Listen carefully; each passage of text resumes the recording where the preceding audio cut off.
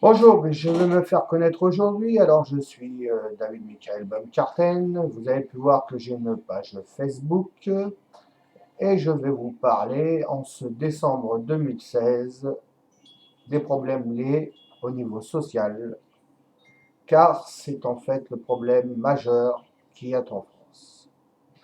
En France, il y a 8 millions de pauvres. Tout le monde en parle. Les politiques en parlent, les donneurs de leçons en parlent aussi.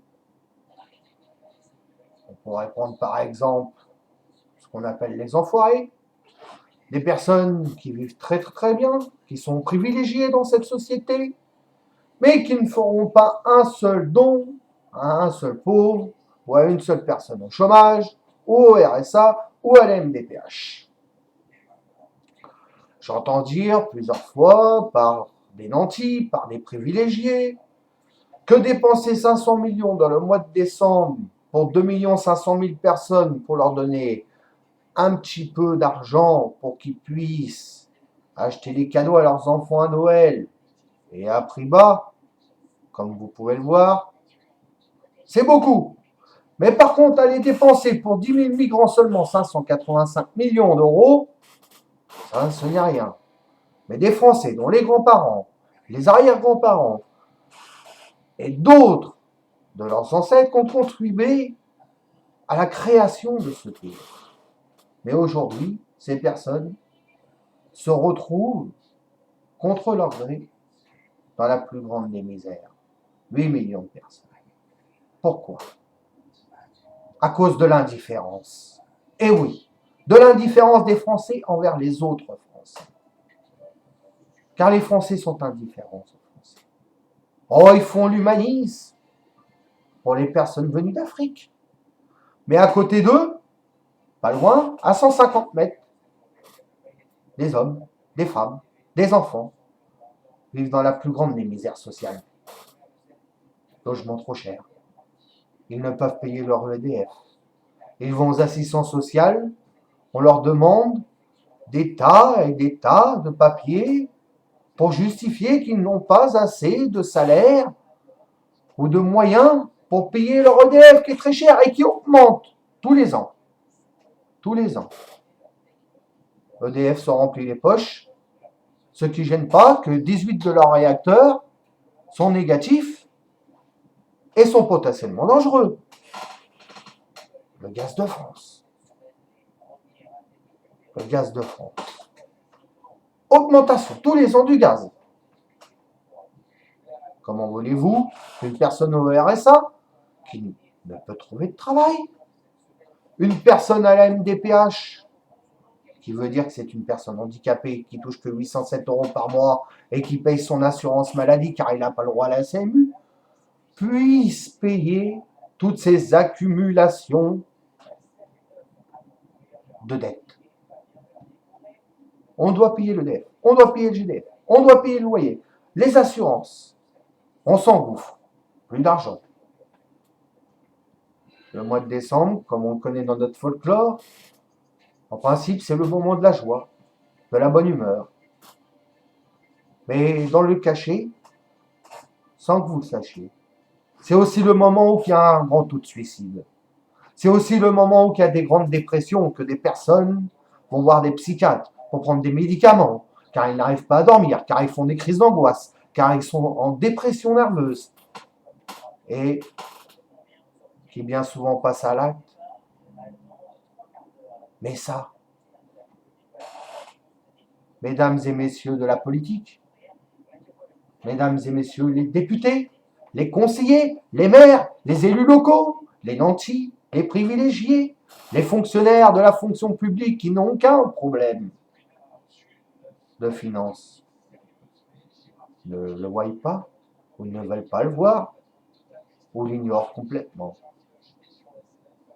Mais là, en ce mois de décembre, ce sont des centaines, des milliers de personnes qui vont être dans la dépression. Beaucoup vont se priver de beaucoup de choses, vont pas payer leur électricité, vont éviter de payer leur loyer, pour offrir un modeste cadeau à leurs enfants.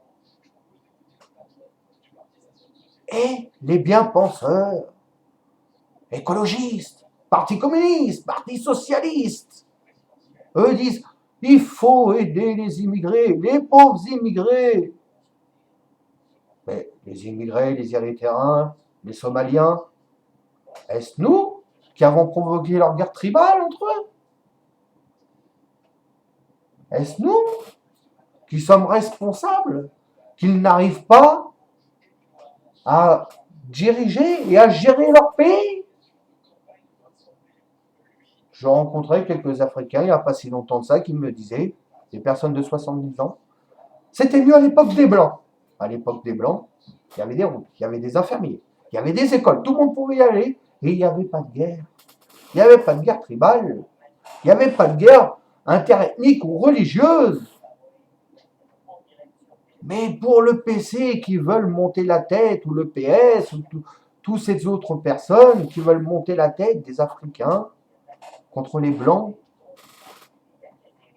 ils disent que c'est la faute du Blanc. Est-ce la faute du Blanc? Est-ce un Blanc paysan dans sa ferme qui a été exploité les travailleurs africains dans les mines de diamants d'Afrique du Sud? Ou alors dans les bois, en forêt équatoriale? Est-ce la faute du RMI, du RSA, du chômeur, de l'ouvrier, du maçon? Non, c'est la faute des nantis, mais pas du Blanc. Le français moyen, le français pauvre, n'a rien à voir avec ces problèmes et n'a pas à payer pour les autres. Les colons, ce sont eux qui habitaient dans ces pays-là. Les parents à M. Mélenchon étaient des colons. Les parents à M. Menel-Valls étaient des colons. Mais vos parents, mes parents, n'ont jamais quitté la France et n'ont pas été colonisés, ces pays. Ils n'ont rien à se reprocher. On n'a rien à devoir à ces gens-là. Par contre, l'État français, les politiques français, ce sont eux les coupables. Et eux nous doivent quelque chose. Ils doivent faire en sorte que c'est nous qui les payons. Ils doivent faire en sorte que c'est grâce à nos parents qui sont en vie en ce moment. Ils doivent faire en sorte que c'est grâce à nos parents que leurs enfants ont été protégés. Mais ces messieurs ne pensent, et ces dames, qu'à eux. Ils vivent dans leur petit quartier reclus, dans leur petite caste, de privilégiés, de nantis. Alors je vais leur dire, nous les pauvres, les faibles, les démunis, seuls, nous sommes faibles, nous sommes rien. Mais unis, ensemble, si nous rentrons tous en symbiose, si tous, à l'unisson, nous nous révoltons, si nous tous, nous bloquons toutes les entreprises agroalimentaires de France, grâce aux camionneurs et aux routiers, si nous tous, nous allons manifester devant toutes les administrations françaises, si nous bloquons le pays, nous allons renverser cet empire. Et nous devons renverser cet empire. Nous ne sommes pas racistes, messieurs, mesdames, qui venaient des pays d'Afrique. Mais nous sommes pauvres, nous aussi. On a du mal à vivre, nous aussi. Et on voudrait, ce qu'ont construit nos ancêtres, on puisse en jouir. Et s'il reste quelque chose, on leur partagera avec vous et de bon cœur. Mais on aimerait aussi en retour de ce qu'on a fait pour vous. Parce qu'on a fait beaucoup de choses pour vous après l'indépendance. On vous a laissé des milliards et des milliards de francs et maintenant d'euros. On a envoyé des entreprises dans vos pays pour faire travailler les gens de votre peuple. On les accepte ici pour qu'ils fassent des formations. Quand ils deviennent docteurs, chirurgiens, avocats, ils ne retournent pas chez eux pour vous aider. Ils restent dans ce pays. Quand vous êtes dans votre pays d'origine, vous dites, on fuit la guerre, on fuit la violence. Pourtant, on vous voit souvent dans la rue, taper, en réunion. 5-6 Africains sur un blanc, qui n'avaient rien fait, qui vous avaient rien dit de mal. Mais par racisme, par haine, vous le tapez. Vous le rendez coupable d'une chose qu'il n'a jamais fait.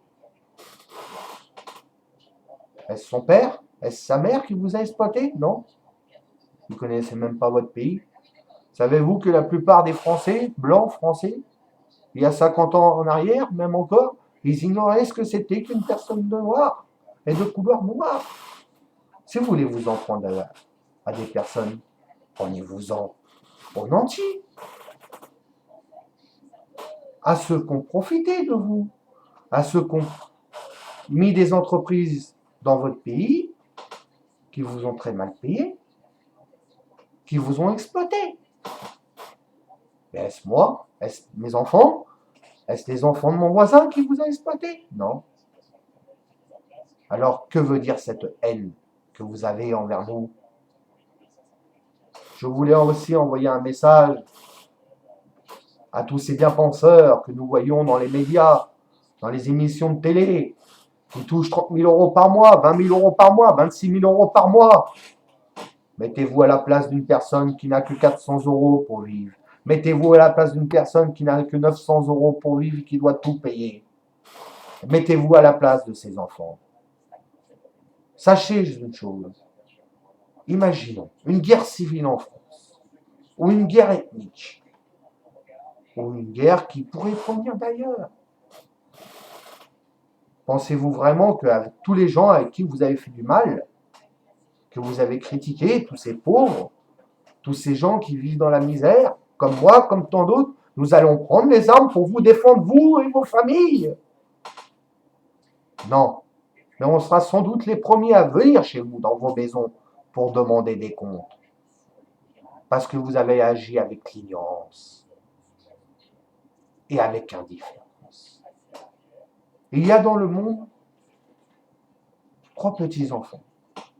L'un s'appelle ignorance, l'autre s'appelle misère et l'autre s'appelle indifférence. Et vous jouez avec ces 3 petits enfants. Comme un enfant joue avec une boîte d'allumettes qu'a laissé traîner son père. J'envoie donc un message à toutes les personnes qui m'ont écouté. Soyez non indifférents à votre prochain. Et votre prochain, c'est le français. Le français comme vous, comme moi. C'est lui en premier qu'on doit dire. Si tous les partis politiques et tous ces élus politiques qui nous font des grands discours à longueur de journée, à longueur d'année, qui nous parlent qu'il faut être social, qu'il faut améliorer la qualité de vie, qu'il faut faire baisser le chômage, qu'il faut rétablir la sécurité dans nos villes. On ne voit rien. Par contre, si toutes ces personnes-là, dans l'année, prenaient juste simplement 12% sur leur compte et le mettaient dans la banque sociale qui crée, une banque sociale nationale, pour qu'à la fin de l'année, on puisse aider les pauvres, les plus démunis, les laisser pour compte, ceux qui seront seuls. Ça éviterait des dépressions, des suicides, des vols. Les gens vont peut-être voler aussi, parce qu'ils n'auront pas d'argent, mais ils voudront faire des cadeaux à leurs enfants. Les gens vont être seuls aussi, ce 24 et 25 décembre, ce premier an. Mais vous,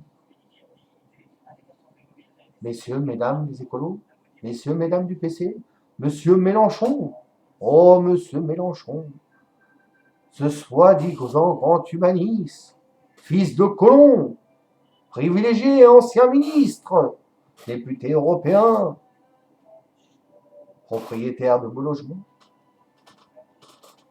Il n'y a que les immigrés qui comptent. Que nous ne sommes pas racistes envers les immigrés. Pas du tout. Ce que nous voulons, c'est que le gouvernement français, la France, ses élus, pensent d'abord à ses citoyens français et ses citoyennes françaises. Quand nous serons à l'abri de la misère, à l'abri de l'insécurité, eh bien, on tendra la main, nous, aux autres personnes extérieures. Mais il faut savoir une chose, l'Afrique, elle ne doit pas se construire en Europe, elle doit se construire en Afrique, avec les gens qui ont fait des formations ici, qui ont étudié ici, qui se sont enrichis ici. Ils doivent retourner chez eux pour améliorer les conditions de vie de leurs compatriotes. Mais ils sont indifférents. C'est tout ce que j'avais à vous dire. J'espère que ma vidéo vous aura plu et je vous en remercie. Et pensez à une chose, vous tous, si chacun d'entre vous mettez 1 € de côté pour les pauvres et les plus démunis français, vous ferez la joie de plusieurs enfants, d'adultes et de parents. Merci beaucoup.